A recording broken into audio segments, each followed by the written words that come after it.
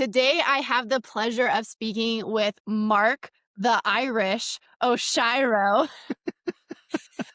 We get a stream together every Friday. And if you know Mark from the financial firefighter or from the one rental at a time school community, you know that he is always bringing people together. And sometimes Mark sits back and he throws out the questions and he stirs the pot. And so I know a little bit of your story, but I have pieces. And I bet everybody wants to know your full story of why did you get started in real estate? How did you get started? How did you scale? Because you have quite a few rental properties now out of state. And so, first of all, I'm glad you're here. Thank you for being willing to come and be an open book. And two, um, how did you get started? What started this journey for you? Well, thanks for having me, but I think you're going to get a lot of followers by calling me the pot stirrer because that is going to entertain a lot of people. And yes, a lot of people will say that I do cause a lot of trouble maybe in the school community, but I'm glad to be here. Yeah. And I want to thank you for always coming on Friday live streams. A lot of people love a lot of the content that you put out and the information you Or bring. And hate me yes, on Instagram? I do sit back quite a bit, unless I feel, the streams are slowing down. But I want people to hear your guys' story because I do feel like a lot of people do know my journey, how I started, and I'm pretty transparent about a lot of things. So I feel like my story's boring, so that's why I like to bring different guests on. But for myself, I am a full-time, well, I'm on workers' comp right now, but I'm a firefighter for about 19 years in Hawaii, born and raised out here. And I, definitely fell down the path of, buy a home and you sit on it for 30 years, you pay off your mortgage. And, my career has a pension. So, you just kind of, that's the golden handcuffs. Pay off your home, have a pension, and now you're set for life. And my story really changed when the world kind of shut down, in 2020 or so. And I really looked at my career as being risky as far as, having one stream of income and, possibly being forced to do things that you don't want to do in your profession, maybe. And I felt that that was very risky. And that's why I started looking down as far as different investing strategies and how to generate different streams of income. So, when you decided, okay, I need to start looking for something else, did you know that was going to be real estate for you? Or did you go online and start looking at stocks and Bitcoin and all these other things? Or was it a journey to get you to real estate? I wouldn't say a journey because I was already in real estate, but I wouldn't consider myself, or I didn't ever consider myself an investor. It was, like I said, so you start off with a condo or maybe people house hack in the beginning, but that's like your first property. And then you transition to maybe your primary or your single family home. And that's kind of what I did. And, Hawaii real estate, a lot of people know it's very expensive out here. So for a lot of people out here, that's where most of their wealth is. You buy a home, you sit on it for 30 years, you don't have a mortgage, and now you have paid off, probably $1 million home, right? And so that was like my path to financial education, I guess. I just felt like if I just sit on this home, pay it off, I have a pension, I pay it off home, and I'm good. But as far as looking at different investing classes, I think that's why real estate was always in the back of my head that that's where a lot of people built wealth. But I had to transition from paying off a home and just having all this equity into like we talk about how to make money on its own, and that's where real estate came into play for me. So, you have a real estate license, but why did you have your real estate license at the time? Because you tell me you're not actively really doing real estate. Why did you get that? And how was that a part of all of this? Yeah, so my vision for the real estate license side was more if I ever do any transactions out here, I'll save a lot of money that way. But also I want to try to help people reach financial freedom. I just don't think starting in Hawaii is the best place to do it as far as buying real estate from a investment standpoint. I think if you're going to buy a home here and that's fine, and it's a forced savings account, so it is a great way. But as far as maybe if your plan is to try and retire in 10 years, then there's better ways to do it. And I always feel like live where you want, but invest where the money makes sense. So that's why I started investing out of state. But the license side was it more to connect with people that want to get into real estate, but also see it as a path where you can invest in other places. And if some people use it for referrals, that type of things. I'm using it more for the agent side, like for EXP, agent referrals, and building my brand that way. So that's why, like, you have your own brokerage, but I connect with different agents out there. And my vision is always trying to, maybe if they're ever looking at changing to a different platform or a different company like EXP or whatnot, then that's put on the table for them. But it's never trying to have someone switch over. It's just, this is what I'm doing, but it's also can generate extra income if I get agents under me. So it's just another path to earning extra income. So here's the Kool-Aid, but you don't have to drink it. Absolutely. It's not, it's not for everyone. And,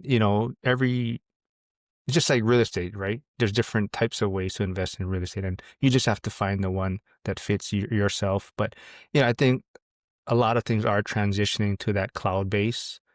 I wouldn't recommend new investors to do the cloud base. And I think you touched on it before too. There's a lot of teaching that goes on from whatever brokerage you jump into. So there's a lot of learning. Or And I should think be. yeah, exactly. So that's where the foundation starts, right? And in the cloud-based system, a lot of that probably gets overlooked, right? So I think once agents are successful, there's a lot of benefits to jumping over to EXP from like a cost standpoint and even a liability standpoint. Like if you have your own brokerage, if you jump over to EXP, you have a lot, like you talk about it too, right? These agents under you, you're responsible for all of these agents under you, right? So having your own brokerage is beneficial, but there's also a lot of liability involved too. So, but that's the plan with the license side for myself. And I'm definitely nowhere near your level, with your own brokerage and yourself, in Wyoming and whatnot. So, but mine is more from the agent acquisition side of things. I think it's just different strategies because for me, I am a real estate broker and that's my active income. So now you're starting to invest and you were a firefighter. That was your active income. So you're just doing something different with it. For me, I eventually would love to, some people are just jerks. And so there's some people that it would be nice to be able to say, nope, I don't think we're a good fit. I'm probably not the person to help you.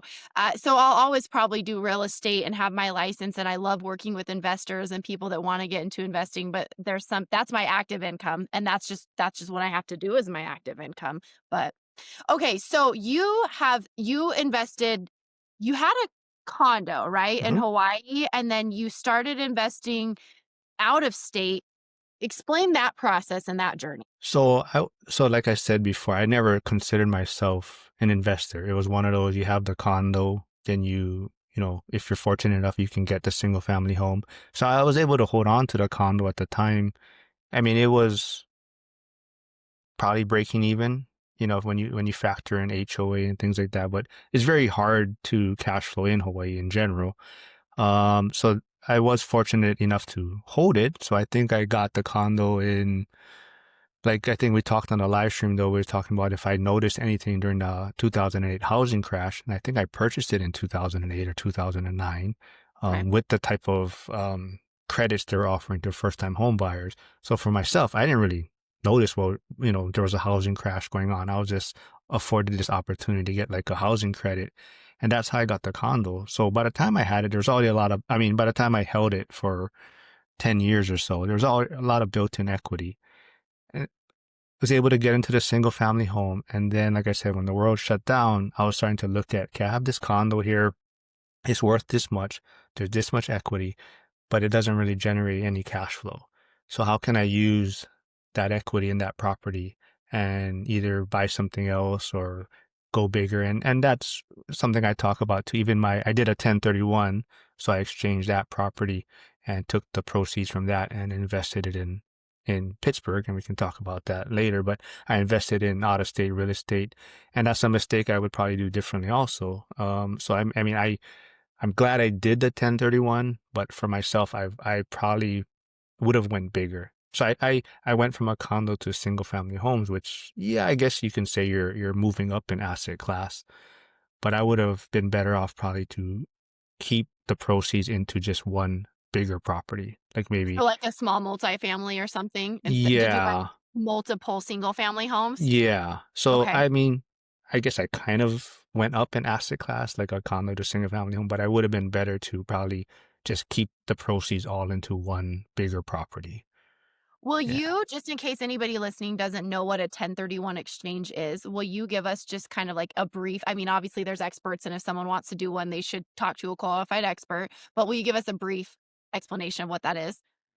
Yeah, so basically it's just you don't want to ever say you're not paying taxes. You're basically just deferring the taxes. You're kicking the taxes down the road. So you're gonna sell one asset class or your real estate into a like kind property of equal or greater value.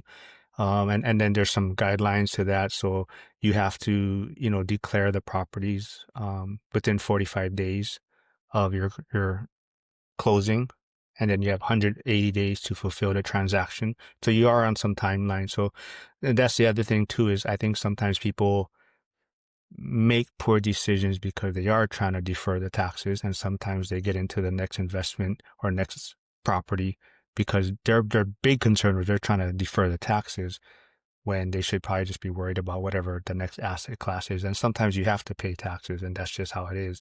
But because of the timeline, some people are always making, I guess, decisions that maybe needs more time to decide on, right? But so there is timelines to that. You have to have an intermediary, so none of the fund you can. So once if you do touch the funds or goes into any of your accounts, then it's done, right? So Yep. you always have to plan this ahead. And then some of the other things I found out was it also depends how, I guess, nitpicky possibly the intermediaries are, and because when I transitioned to the next properties, some of the funds were held for reserves. So when you do some lending like DSCR, you have to have like 6 months a lot of times of payments for the property. So they might hold back 6 months worth of your mortgage payments, insurance. That technically wasn't used for the purchase. So when tax time came around, when I thought I deferred all the taxes, some of this was still had to pay taxes on because A it wasn't portion. technically part of the transaction. It was still being held back. Yeah, so there's things you have to pay attention to, and like I said, it's like you mentioned earlier, definitely you have to reach out to people that have in this field, like, right? So you want to reach out to the intermediary ahead of time and people that do 1031s on a regular basis. Yeah, definitely ahead of time, because I always hear people talking about these very fast and loose people that maybe haven't done one or don't fully understand, and they're already at a point where they're not even going to be able to do one. So before you're thinking of entering into this, and if you don't know a 1031 company, your title company in your area can, they probably either have a partner or they can refer you to somebody, but you need to figure it out before, because it's going to impact your whole timeline. They're very strict on the timelines. You can't, like you said, you can't touch the money, and if you break any of the rules, it's done. You can't be like, "Oh shoot, can I file a paper I messed up?" You can't. And so it's really important that before you start the process, you understand and they're kind of guiding you.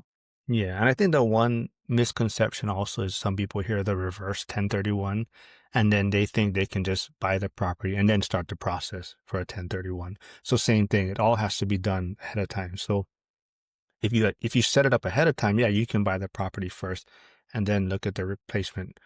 I mean, and then sell your property. But everything has to be set up ahead of time, like you say. It can't just be like, oh yeah, I felt like I bought this and now you know what, maybe I want to sell it and let's do a 1031. So no, everything has to be planned ahead of time. And a reverse 1031 is more complicated and more expensive. So again, if you're deferring a huge amount of tax, it's probably worth it. You have to talk to them to see, but they're going to actually put that property in an entity. It's, again, it's not going into your name until a certain point. And so it's a specific process. So you know those people that are like, I don't want to pay an attorney, and they won't pay the $500 for a consultation, and they get themselves in all sorts of trouble. Touch base, figure out, they're not that expensive, honestly, for the savings that they give you. You just you gotta check with them before you start, because people get into all sorts of problems. Yeah, don't Well, just follow the the problem is you pay the taxes. influencers. Yeah, Yeah. right? Yeah. So, okay, so you had a condo in Hawaii. You 1031 that condo into properties in Pittsburgh. What were your first buys in Pittsburgh, and how did you get connected to Pittsburgh? So to back up a little bit, I guess so I was using the equity from the condo and the single family home to purchase the first properties in Pittsburgh. So So as you far as sold both. no, but I was using there's a HELOCs. Okay.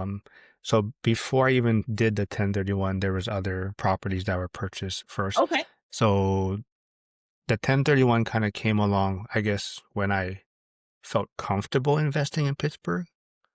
But even that, I probably should have waited a little bit longer. But that's when the 1031 came into play. It was a little bit after. But so my first properties, well, to start off, like I said, live where you want, but invest where the money makes sense. And so, you could invest anywhere. And I think that's the biggest problem people get into is they just go online. What is the best or the top 5 real estate markets to invest in? And all these things pop up, right? And they jump into Ohio or they jump into Alabama or Tennessee and they find different reasons to invest there, but they don't know anyone there. And usually that's where they run into problems. So for myself, I had a friend who's also in Hawaii. He was investing in Pittsburgh before me. So that's why I kind of just piggybacked off of his system. And Pittsburgh is a great market for its own reasons. But of course, I'm sure there's other markets that probably can stand out for appreciation or, cash flow. And Pittsburgh has its own challenges too. But for me, because he was already investing there, that's why I went that path. Um, I guess my only advice to that would be he wasn't probably as further along in the journey that maybe you would like to see. So even though he was there investing before me, it wasn't like he was like 5 years ahead of me or anything. So even for him, he was still making a lot of mistakes. So it wasn't as if I piggyback on his system and I was just free and clear of all these mistakes now. So I was making mistakes on top of probably some of the mistakes he was making. So that's also why whoever you or whatever market you get into, you just want to make sure there's probably like boots on the ground, a group of people that are investing there, or even if, maybe 5, 10 years ahead of you, right? So not just a few years. So, but I did jump into Pittsburgh. I was using my HELOC at the time. The first, like I said, I think the first 3 or 4 definitely tricked me, and that's kind of why I went all in, and that's kind of my, um, I don't know if claim to fame is the right way. Dion always talks about it, but I emptied out all my retirement accounts. Like I said, I did the 1031, and I got a lot. I probably got like 10 properties in 4 or 5 month period of time. Whoa. Okay. But like I said, the first 4 were pretty much tricked me, I think. There was, oh, buy these properties, it's easy, the rent is this much, it covers the payment, I'm cash flowing. Oh, this is like, you know, it's anybody can do it, right? So I think that's why I was like, oh, let me just empty all these other accounts I have and let's go all in. And that's kind of, what I taught. And people probably, if they follow me, they know I haven't probably purchased anything in like 4 or 5 years since then until recently. And that was just because I was just letting everything kind of just stabilize and maybe correct a lot of the mistakes I probably made in the beginning. And for a lot of people, yeah, I definitely say, get in there. You're never going to know all the answers, but at the same time, you have to realize there is a stabilizing period of the property. So it makes me think of when people that are parents, they joke about how they had one kid and the kid was really calm and mild mannered. And then it made them have a second kid and the second kid was the crazy one. And they're like, if I would have had this baby first, I wouldn't have had another baby. But it's like this, your genetics trick you to try to make you produce more. So your first couple of properties how were they good? How did they trick you? Or how were they like kind of unicorns that made you want to invest more so quickly? Well, as you probably know too, you know, purchasing a property is one thing, and becoming a landlord is a whole separate portion of real estate investing. So, getting the property, you start learning about lending, you know, cash flow compared to your payments. And it seems simple.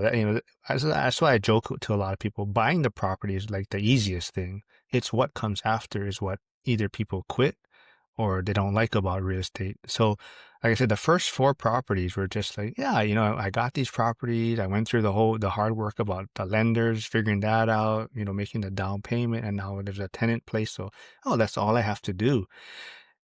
and it was the next wave of properties where you start realizing, like, oh man, it's, it doesn't make sense to get like 10 properties all at once because now you have some are vacant. You got to place tenants. It's the winter months. And, I didn't realize, I should have known, but I didn't realize how cold Pittsburgh got. I just thought, like, yeah, it's cold there. It's not a big deal. But then you realize, like, oh, people don't really move during the winter, right? It's hard to find tenants.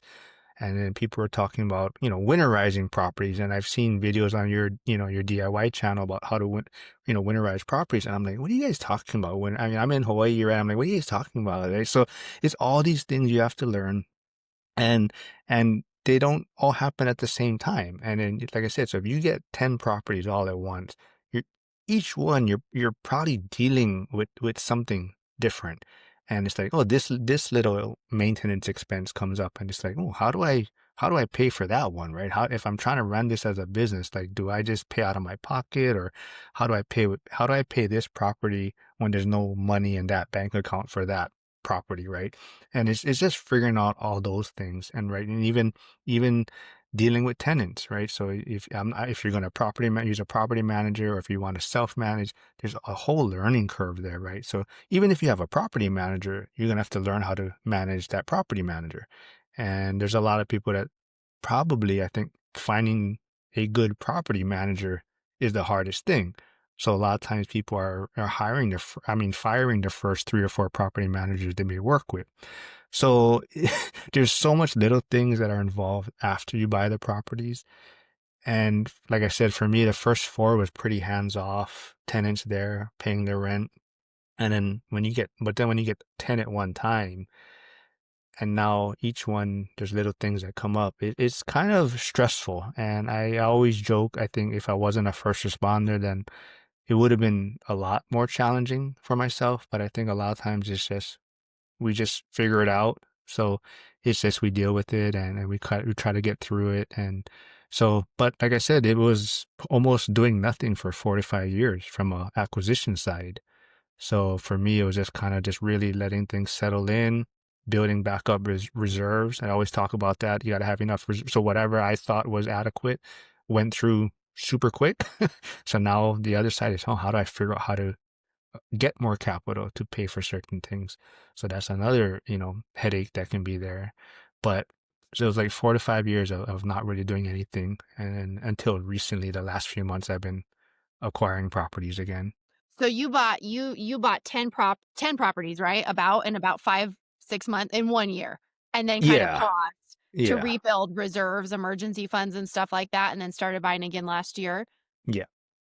Yeah. So it was kind of, I mean, like I did one at first, then I was like, okay, this, and then I did two, and then it was like 4 kind of staggered, maybe that first year. And then like 10 was like I mean, probably 2, 3 months, just, yeah, because I had the 1031, so that was like 4 or 5 properties at one time, Okay. because of the values, right? So that turned into like 4 or 5 single family homes. Um, then I did another HELOC. Oh, then like I said, I emptied out my retirement accounts. So I had a retirement account from previous. I took the penalties, paid the taxes. I unfortunately just missed during COVID, you're able to avoid the penalty if you pulled it out early. I think I missed that by like a few months by the time I Oh, decided to do it. But I said, you know what, real estate is doing well. It makes a lot of sense. And I said, so I'm glad I did it, but it was definitely it wasn't smooth sailing by any means. I'm always amazed by people that grow so fast. And we've talked about this because I'm so risk adverse. And so I have been investing in real estate very slowly for a long time because I'm just not I'm a risk adverse person. And so when I see people that invest quickly, do you feel like what gave you the courage? And I know you say, like, because you were a first responder, we joke a lot about, well, did you die? Like, but really, what do you think gave you, honestly, what gave you the balls to invest like that at that rate? And do you feel like are you glad now looking back? Do you wish you would have spread it out more? Do you think that if one thing would have happened, it would have derailed everything? I mean, how, looking back retrospectively and advising somebody else or a young person or a new person, how do you feel about all that journey like that?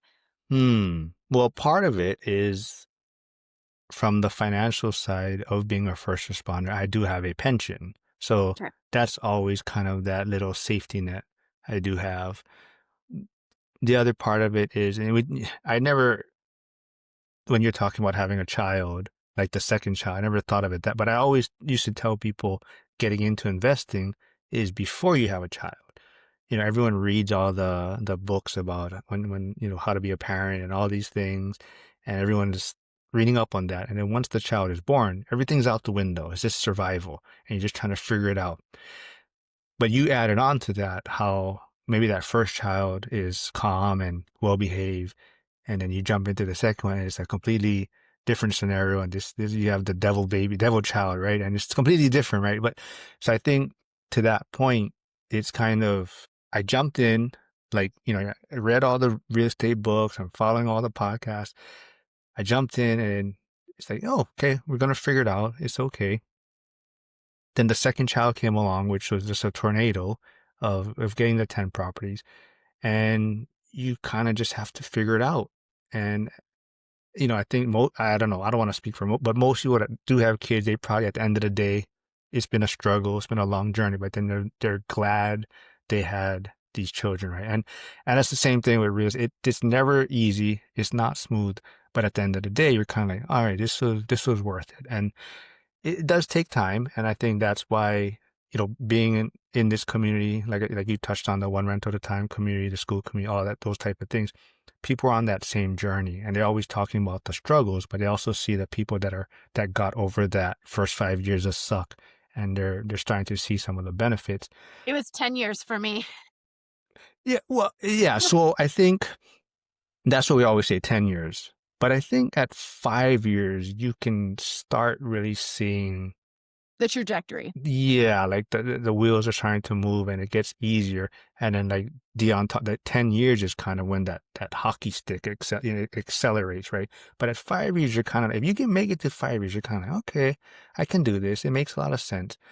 And I think that's why for me, but I had no option too. I jumped in, and it was kind of like, all right, we got to figure this out, right? I mean, so that's what it is. But I think being around certain communities is definitely going to help you get over that. I always say if I was more strategic about it, I probably would be a lot further along in this journey. Like I'm happy I did it. I wouldn't say I wouldn't have done it. I'm glad I did it, but I definitely could have been more strategic. And I think like I think I talked myself out about like the burst strategy. I think I really want to be lazy and not do anything and just buy these turnkey rent ready type of properties and just cash flow. But if I just trusted myself, I would have been able to have more capital to use. So I would have been able to be further along with newer properties, more rehabbed properties. So I think if I did things differently, I'd be a lot further ahead. And that's the only thing I'd probably like really, really look back on differently as changing, as far as once those first four get into some projects where I can get my capital back and have less money into these deals. And because that's part of also what, like I said, for the past 4 or 5 years, it was really like I had no capital left, got to build the reserves, right? And I was kind of just sitting on the sidelines for 4 or 5 years. So you're saying, looking back, you could have done more of the burst strategy, meaning I'm going to buy these, maybe distress, maybe even cash or hard money, to that extent, right? Not even, because I think when people talk about investment properties that need work, there's lipstick work and there's this property's not financeable work. And I think when people first get into real estate, they don't get that, because as a real estate agent, we'll list a house for 50 grand. That's a huge fixer, and you get a million calls, and they don't understand that you can't get a traditional loan on that. So do you mean like a full out, hey, this wouldn't have been financeable? Or do you mean just some cosmetic stuff, or both? Yeah, yeah. I think it's easy to look back on it and say full rehab right now because I know different things. But at that time, not knowing what I didn't know, it probably would have been lighter rehab type of projects. But I think that's why you have to build those relationships with people in whatever market you're investing in, because you have to trust these people that work is getting done. But like I said, I think I just talked myself out of it. I thought I couldn't do it. And I was like, this is, it's going to be so hard to manage these things or stay on top of things. But now that I see it, it's definitely doable. And I think like I said, I would be way further ahead if I went that route. But yeah, I'm glad I did it. Definitely tons of mistakes. I mean, so many things I could do differently, but I think I'm at that point where now it's like, yeah, everything just makes sense. It's starting to accelerate to where I want it to be, and yeah. So, do you moving forward, we've talked about how you are using real estate as a means to an end. You're not in love with real estate. It's not your dream thing to do. It has a purpose for you. So, do you want to continue to buy properties? Do you know where that point is where you say, okay, nope, I'm done. I'm just going to pay these off? Or what are your next steps? What do you want to continue onward Well, with? I don't love it like you folks. You guys like love it, and maybe part of it is because I'm old already. Like I'm on the older end, and I'm looking more towards the exit in a sense, and more for building wealth for my son. Because from my standpoint is the where the country is headed. If you don't give anything to your children, it is going to be an uphill battle, definitely. And I don't want to make it easy for him, but I definitely don't want him to struggle. And so it's also that's where what I'm looking at. But like, yeah, we've talked about it. I don't love real estate like a lot of people do. I like the wealth building side of it. So that's why I'm interested in real estate. As people notice when I'm on a lot of the Zoom calls, I'm just goofing around and making trouble. I'm not being too serious in there. But I think that my end goal is I'm pretty content with where I'm at in Pittsburgh. If good deals come around, I'll still take it, but we have a good group of people investing there. So a lot of times I'll have everyone else look at something first, if that's going to be their first one or something to help them get their foot in the door. But I'm pretty content with what I have. I'm probably going to start at some point transitioning into newer properties, like maybe taking some of the older ones and either 1031ing them or just selling them if it makes more sense, but trying to get maybe newer properties. But then I also, the vision is my son's mom is from North Carolina area. I have a feeling if my son does go to college, it's going to be somewhere there. He loves it in that area too. So the next transition is I'm probably going to start looking to buy some stuff there Smart. or as it gets closer because I want to do the whole fourplex thing for him. He live in one unit, rent out the other four. So that's kind of the vision is looking more in the North Carolina market. But as far as like actively buying in Pittsburgh, like I'm pretty content unless it's just something that comes up that just makes a whole lot of sense. Yeah, I feel like when I look at people, and again, I'm risk adverse. When I look at people that grow these huge portfolios and they grow them so fast, and some of the numbers are great. Like people talk about the rental numbers in their area. I'm like, oh, they're cash flowing great. But kind of when I look at my journey, I feel like I kind of have these in my mind tiers I want to get to, but how much I want to pay off before I go to the next tier, or like how much I want to have in reserves where maybe I'm not paying it off, but I could have this percentage of them paid off or something like that. But instead of, getting to 100 and stabilizing or getting to 50 and stabilizing or whatever and paying them. Because a lot of people are like, okay, I'm not really acquiring anymore. Now I just want to pay them off or exchange my problem properties for better properties. I feel like I kind of, because I'm timid, I kind of look at it in stair steps because I just don't want to get to, like you said, you did so much in those first couple of years and then you kind of had a pause. I feel like it's just scary. It's amazing to me the courage some people have, but I just go, oh, I'm scared. Well, I think most people get into though, it seems like that they want to have a huge portfolio because they think it's easy. So everyone gets in and they're like, oh, I want this. I need 50 doors because my goal is $10,000 a month cash flow and $200 a profit. So my goal is 50 units, right? And everyone just, oh yeah, it's so easy. I buy the property and I think that's everyone's vision for the most part. Everyone I talk to a lot of times, that's kind of their vision when they get into it. And then as they start doing it, they're like, it's more work than I thought. It's not just Especially buying. 50 properties, that's an incredible amount of work. Yeah, and like I said, buying the property is the easy part. It's now becoming the landlord or dealing with property managers, dealing with maintenance and things like that. So you're kind of like, all right, this plan of 50 doesn't is not maybe what I want. And that's when they start reevaluating their goals. And it does come down to, I think at the end of the day, um, what your vision is, because some people want that, like some people want they like that hustle and they like that um acquisition side of things. But for a lot of people, I think, and that's why like Dion, so much people relate to his book and his concept of the lazy investor, right? It's all about the least he wants the least amount of doors but the most amount of cash flow. So So because you've mentioned Dion a couple times, will you just say who he is and kind of what he's about and where people can find him if they want to reference cross that? his book's up there, but he has a book, Dion Financial Freedom for the Lazy Person. So it's his Dion Talk Financial Freedom. He live streams every Tuesday at 4 p.m. Pacific. But he is a big part of the One Rental at a Time community, who's Michael Zuber. But I think a lot of people relate to Dion because he is known as the lazy investor. That's what he was on Bigger Pockets for. He was the keynote speaker at Bigger Pockets. But I think a lot of people relate to him because he doesn't want a lot of real estate. He just wants a certain amount of cash flow, decent amount of headaches, least amount of properties, but it allows him the lifestyle to live. So I think a lot of people, once they get around Dion, Coach Carson, Chad Carson's also a big in the community, is they relate to that concept now. And it's more about a lifestyle and time freedom. And I know I'm gonna butcher it, but Coach Carson spoke at Michael Zuber's Vegas event the first year, and his story still sticks with me. And it's also in his book, The Small and Mighty Investor.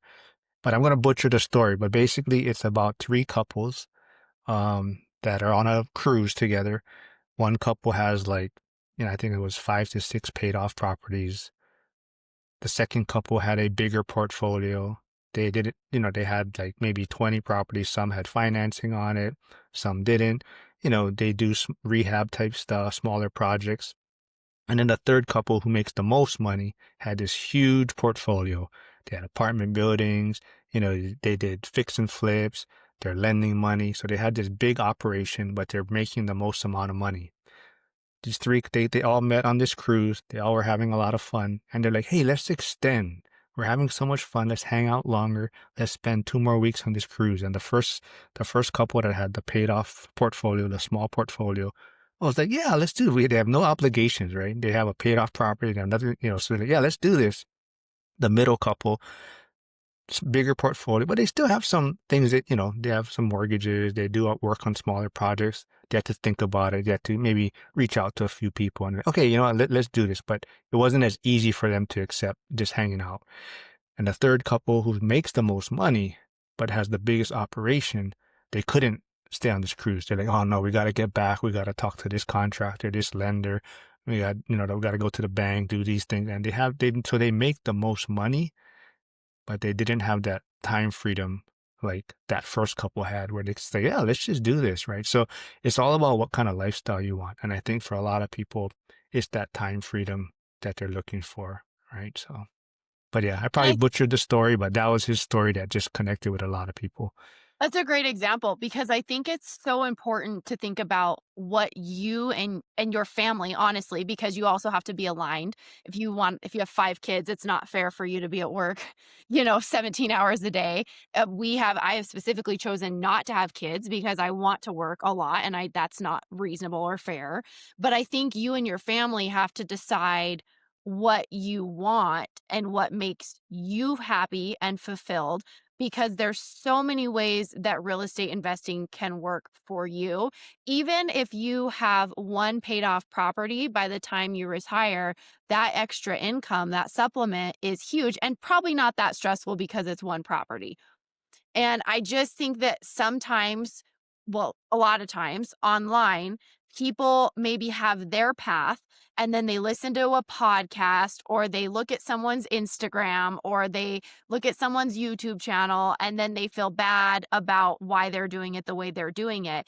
And maybe Bill over here that has 150 properties loves his life and wants to have 150, and maybe these people want to have 3, and it doesn't matter. I think that's why it's so important for so many people in different like you have Grant Cardone who's like only buy apartment complexes, and then you have Coach Chad Carson who talks about no, let's do small, mighty, cautious growth, which is more what I align with, but it's not a one size fits all approach, but it can completely change your life. You just have to know what you wanna do. Unfortunately, something happened with the last 10 minutes of Mark and I's recording. We were talking, we were seeing each other's video, hearing each other's voice, and for some reason, I lost on my app his video and his audio recording. And so I want to leave you guys with Mark's socials. He is the financial firefighter over on YouTube, Instagram, also on X. He provides a ton of value. He's bringing a lot of people together. They talk about real estate. They also just have a lot of fun. So make sure if you're not already following Mark, you go and check him out on whatever socials you use.